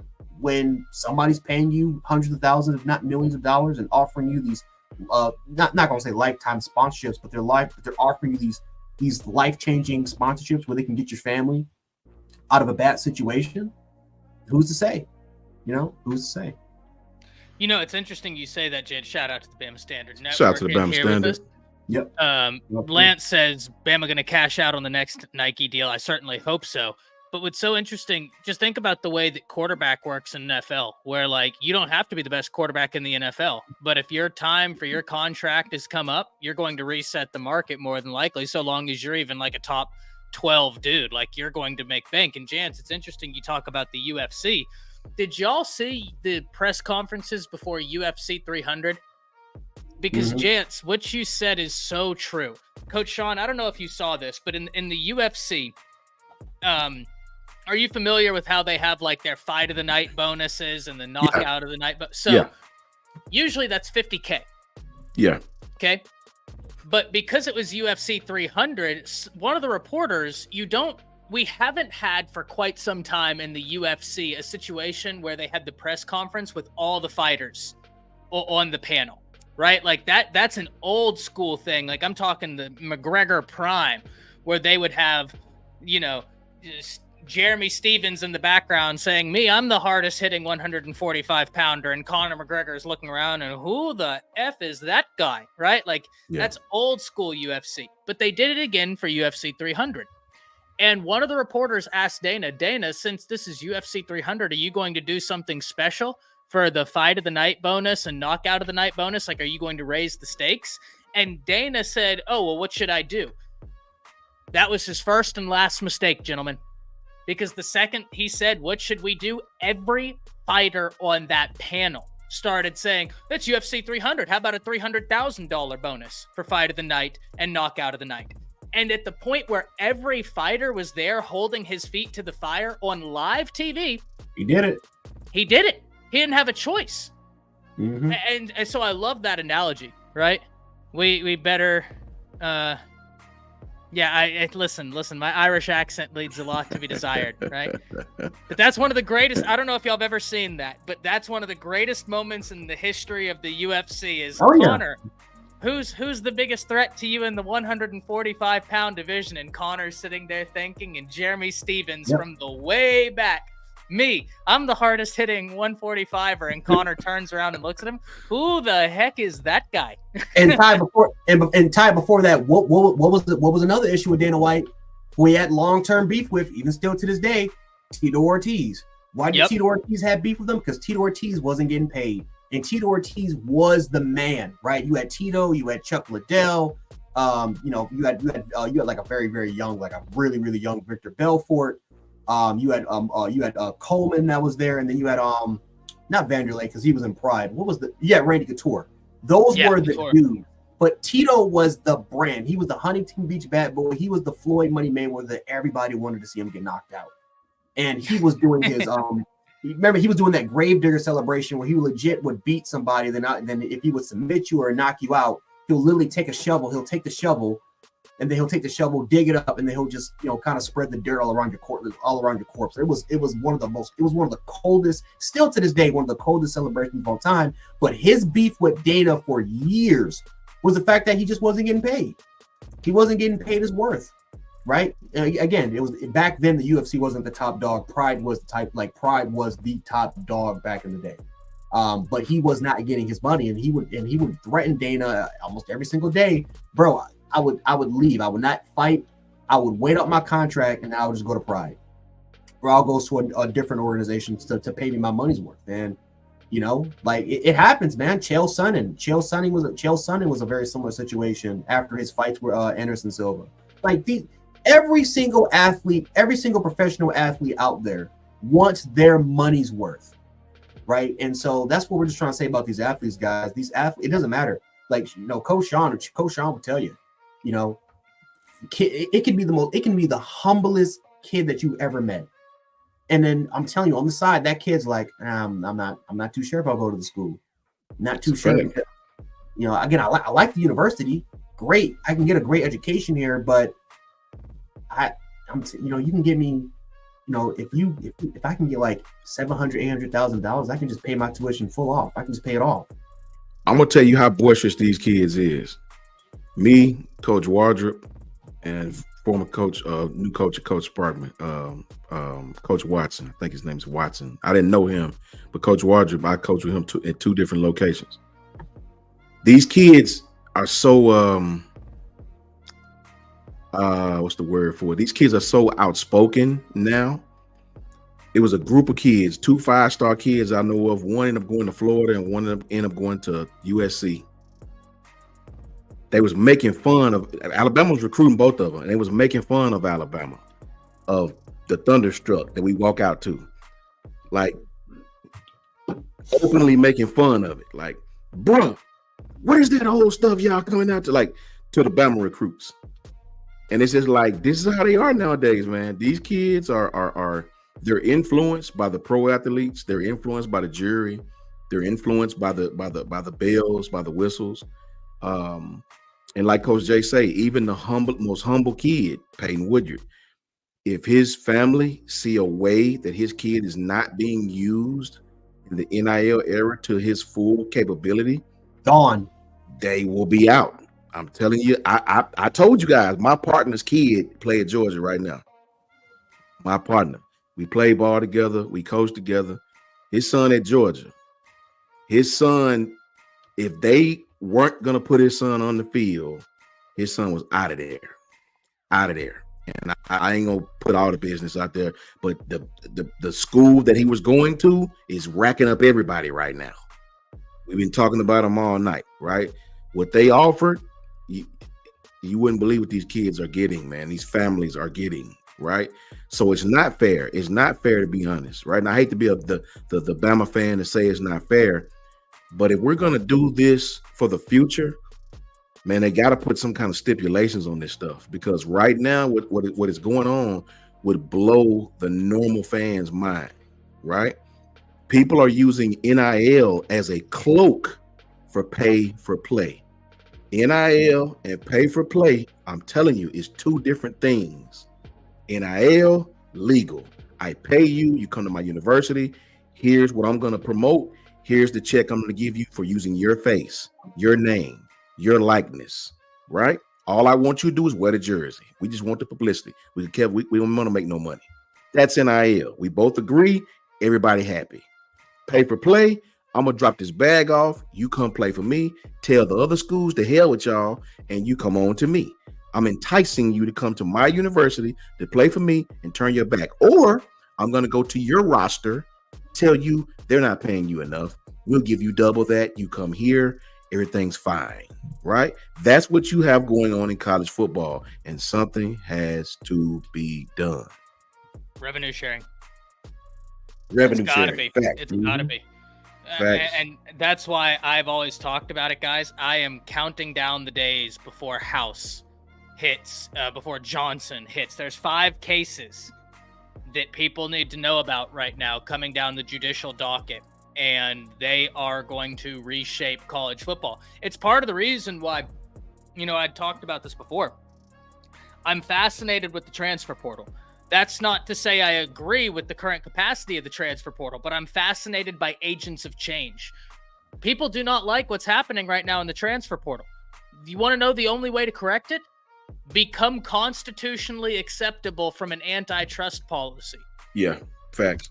And the only way to do that is to really revenue share. Because at the point where you revenue share, then you can actually get into contractual agreements at some level. And the transfer portal, you can put a bit more structure around it. Until then, it's the wild, wild west. Corey Lewis asks, and so in so many words, Coach Sean, Alabama's behind in NIL. I was told I'm not going to say they're like an insider, because they're not. Yeah. But they are I'll put it like this, a pretty wild face in sports. Yeah. Bama's 5th from their estimation in the SEC, about 4th or 5th in terms of where our NIL is. Now, they were forthright in saying, hey, Bama could be, more like 3rd. But teams are investing.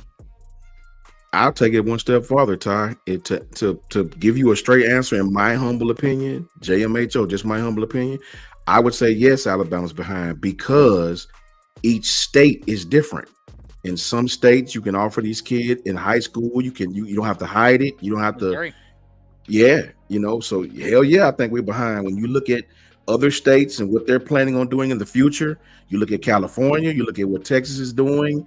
Hell yeah, I think Alabama's behind. Yeah, Saban is gone. That moniker, that cloak of strength. Well, I'll take a little less to go play for Coach Saban. That's gone. I want the check now, bro. You know what I mean? Otherwise, I'm going over here. Who giving the check, right? So yeah, I'd say Alabama's behind, and it's a state thing to me. Well, Alabama, Florida, they are two of the SEC schools I know about. But whenever NIL became available, they were two of the states that before we had NCAA versus Alston come down, they had passed legislature from the state level that was like trying to structure how NIL could operate. You want to know what's so crazy about that, Coach Jay, Coach Sean? The states were trying to be proactive, but at the point where NCAA versus Alston came down, the state legislatures had passed NIL legislation that was far more restrictive than what the NCAA had passed. So any state that waited was instantly a year ahead of the likes of Alabama and Florida. And they had to, that's why 1 year later, if I'm not mistaken, both Alabama and Florida called a special legislative session to be able to rewrite the laws on NIL because they were like, oh, we just handcuffed ourselves. We're in deep trouble. And it's no fun. It's no fun, gentlemen. Ain't no fun when the rabbit's got the gun. Ty just gave you a great answer. Revenue sharing. What you're asking right now would be fixed with revenue sharing all across the board. A huge piece of the pie. And if we're going to give you this huge of a piece of pie, here's the stipulations. Throw your stipulations in there. No transferring until blah blah blah. Grade point average. No, if you're talking about revenue sharing with TV contracts and stations and things of that nature, we're going to split the pie with the football athletes. Then you could put some stipulations on it. Then you can really control it. Then you got to put some type of control on what's going on, and I think they will. I don't think it's sustainable to go on this way in college football. I really don't. Nope. What are you thinking, Coach Jay? Nah, you guys are on the money. You guys are on the money about this, and guys, this is good. This is going to be an issue for a while, right? This is going to be an issue for a while, and not every school is going to adapt to it. There's going to be schools that's going to act stubborn. There's going to be schools that are going to jump right on the money and they're going to jump on the ball. I mean, I think it's, I don't think it's a coincidence that the best in the business in terms of NIL are the states that have the power, in terms of working with these small time businesses or even, large town corporations. Quite frankly, and I keep saying this, I'm surprised UCLA didn't jump on the money. I'm surprised they didn't jump on the money, especially with the surrounding area that they're a part of and the amount of businesses that they can cooperate with. I mean, USC has done it. Surprised UCLA hasn't done it. We've seen what Oregon's been able to do. And again, maybe because UCLA, you are battling with like 5 or 6 professional teams that are competing for championships every single year and that are billion-dollar franchises. So maybe that is another issue that we have to think about. Eugene that's it. Oregon doesn't really have anybody in Eugene but the University of Oregon, and that's why Phil Knight supported it. So maybe that's a big cause and big reason. But no, I mean, it's just one of those situations, guys, that we're just gonna have to see how this thing plays out. Lance Hunter says USC can't even put people. Facts, Lance, but again, when you have money like USC, the endowment that those people have, the alumni backing that they have, none of that matter. Look at Miami. Miami has less asses in the seat than USC. Guess what? They're a private institution. They can pay whatever the hell they want. They can receive donations for anybody they want. They don't have to report nothing. They're a private institution.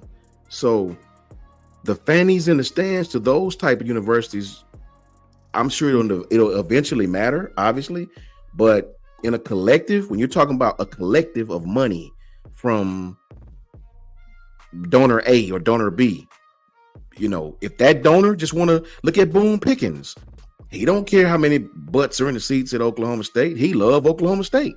He's going to give those checks regardless. And so, it is what it is, guys. But guys, I think I'm about to get up out of here, man, and go get my little tummy full. You know, it's getting late. I got a You guys Subway gonna stay sandwich with on? my name on it. Nah, Yeah, man. I'm gonna hop off. I gotta watch Jan- that. I gotta watch that monster. That Inoue versus Torreira fight. I gotta watch it because I missed out a little bit on it. So I gotta watch that I fight. just retweeted a meme about it. About how he got knocked down. It said, "What are you gonna do after your first knockdown?" And it's a meme of him cocking back a meme, knocking him out. Yeah, so I gotta watch that fight. I have no idea, man. I am sick and tired of these monster Inoue fights in Japan, man. I mean, who fights on a Monday night? But it is what it is. They filled up that stadium, so I'm gonna go back and watch it and kind of see what happens there, man. But guys, I appreciate all you guys for stopping by. Ty, Koshan, you guys know it's a pleasure. You guys know what the deal is. Likewise. Yep. I don't get the opportunity to duo with you as much because we used to always do that Monday show, and now I'm just spread so thin everywhere. I don't get the opportunity to roll with Jance like I used to. So I saw this and I was like, I gotta see if I can't hop in there with my guys. Yeah, brother. We enjoy your time. You know, anytime, brother. You know, you gotta ask. Come on through, bro. Yes, sir. It's been a pleasure, gentlemen. Everybody in the Undefeated, we're gonna get on out of here. We will catch y'all on the next one. Until then, roll tide, and let me introduce you to the fourth member of our stream, the Spinning Wheel of Doom. SWD.